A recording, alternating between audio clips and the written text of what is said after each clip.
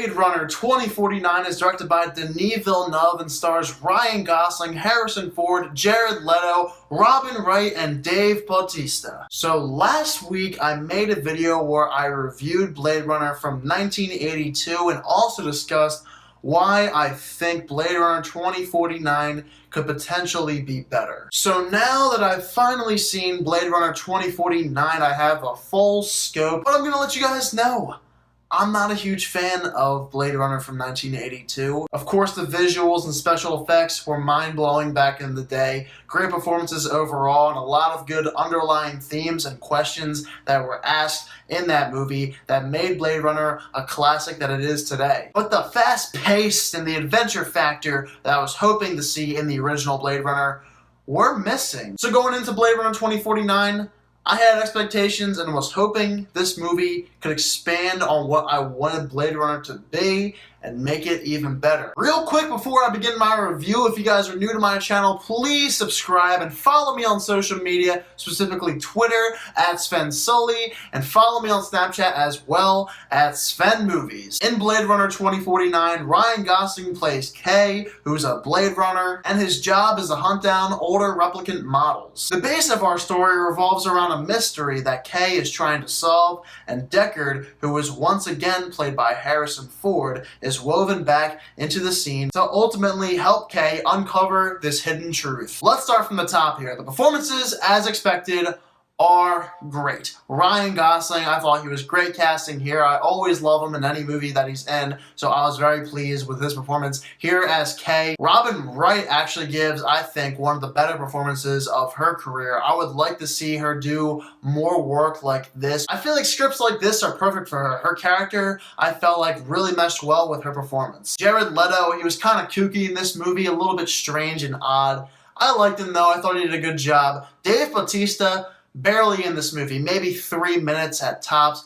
Would have loved to see a lot more of him. Unfortunately, he isn't in this movie. And Harrison Ford, as expected, is phenomenal. He has been on a pretty good roll recently. Obviously, Star Wars The Force Awakens, he gave a great performance. Was a little bit of a grumpy old man. In this one, though, I really thought he gave possibly one of his best performances we've seen from him in a long time. His character here, he's not like he was in the first movie. He's broken, beaten down, and very tired, and once you start to learn why he's like this, you really love Harrison Ford's character in Blade Runner 2049. Another expectation I had were the visuals. I thought they would be top-notch, and this movie, with great confidence, I can say, is visually mesmerizing. No doubt in my mind, this movie is a masterclass work of artistry.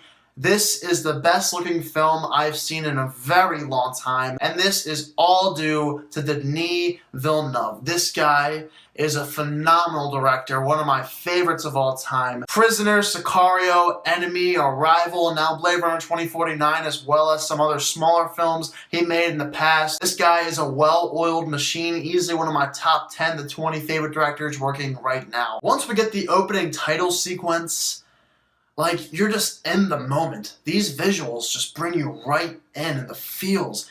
It's just so good and so well done. It feels like a really well-made sci-fi movie and how it should be done. It is visual gold, is how I describe how this movie looks. And Roger Deakins is an icon, such a great cinematographer, and will go up as one of the best of all time. I fully expect this movie to get at least nominated for Best Visual Effects and Cinematography at the Oscars. The sound design and score were overwhelmingly staggering. I got chills. That says everything. I love when I go into a movie and I get chills watching it. And there were several moments in this movie where there were loud sounds going on and a beautiful score that was played to the point where my body was just in it. And I got chills all over. And it was just fantastic. I love when I feel that. I'd say definitely the best sound design I've heard all year. The set design, my God, of course. is perfect. I love it when they use these practical, real sets and not all that CGI crap. In terms of technically speaking and sci-fi, this movie is an A-class for both of those. Now let's start delving into the negatives I have for Blade Runner 2049, because a movie like this is not perfect. I came in here very excited for the 2 hours and 43 minutes of runtime that this movie was going to have. Coming out of it, the movie went fast, but there were definitely some slow parts like the original, and at times this movie definitely felt like a slow burner, which is unfortunate because I was hoping this to be a non-stop action thrill ride, and unfortunately, it's not all that. There are some scenes in here that I felt were unnecessary and just dragged on way too long, and some plot points that I was not a fan of whatsoever. Even though I complain that there's not as much action or adventure in the first one as I would have liked, at least the plot was straightforward and just a typical hunting down movie where we have a guy that's going after these replicants to kill them one by one. In this movie, we don't get that. In fact, this movie can be very convoluted at times, and we don't get a story that I feel like is all that strong for the majority. I think they could have done a much better story for this movie. What this movie revolved around, I just did not care. This movie just kind of went on, and by the end I was like, okay, I don't see where the plot was going at all in this movie. I was just kind of like going for it. And eventually I thought this movie would just bring on the fire and I'd be all into it and be like, yes, this plot is great. It all makes sense now, but unfortunately that never happened for me. The plot here, I feel like, is kind of weak. They could have done so much better with this plot. I don't understand some of the motivations in this movie. I don't understand some of the characters in this movie, some of the plot points. It's all just kind of there and a little bit of a mess. That's how I describe some of the plot points with Blade Runner 2049, besides the fact that I just did not care about the main plot of this movie and think they could have made it a lot better. Let me just say this. It's ambiguous like the first, but the plot itself and the ending, for sure, make this movie very uneventful and anticlimactic, at least at the end. I was waiting for something huge to happen at the end, and then the credits rolled all of a sudden. And I was thinking to myself, I knew that was going to happen. There's definitely going to be a sequel to this one. Great. Hollywood. Trying to make more money, huh? Yep, that's what I say. I give credit where credit's due. Denis Villeneuve, he tried very hard with this movie. I can see why this movie was given a 2 hour and 43 minute runtime. It was done that way to tell a very long story and to expand on the universe. But if you're going to have a movie that long, why even bother not having a climatic ending? Just have it all end at once. I don't want to see a sequel. No sequels, please. And I know for a fact we're going to get one. Not even to mention the fact that some of these scenes were very far out.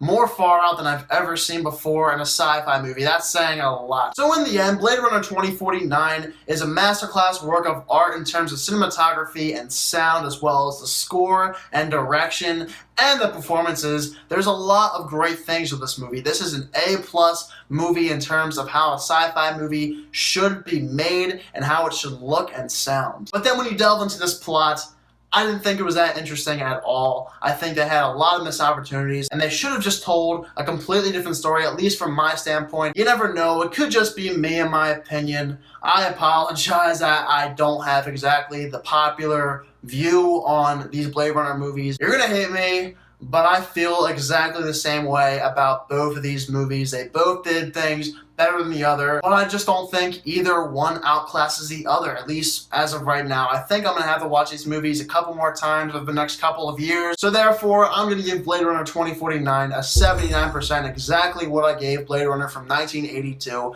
And that's just my opinion. I do think this movie was extremely well made, technically speaking, and they tried very hard to expand on this film. It felt epic, like it should have, but the plot here, I think they could have done much better. Alright guys, so have you seen Blade Runner 2049? If you have, let me know down below in the comment section what you thought of it and what movie you think is better. So I'm finally going to go see American Made. Get ready for my review for American Made within the next couple of days. Thank you all so much for watching this video, and I hope you all have a fantastic day.